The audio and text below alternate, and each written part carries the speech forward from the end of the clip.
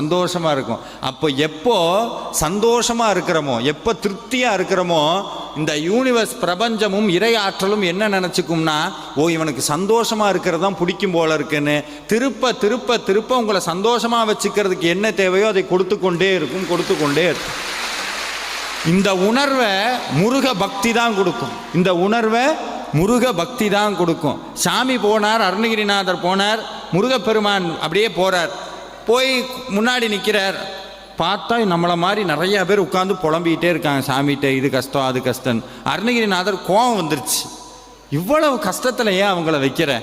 முருகப்பெருமானை திட்டணும்னு நேரம் போனார். ஆறுமுகம் ஆறுமுகம் ஆறுமுகம் ஆறுமுகம் ஆறுமுகம் ஆறுமுகம் என்று பூதி ஆகமணி மாதவர்கள் பாதமலர் சூடுமடியார்கள் பதமே துணையது என்று நாடும் ஏ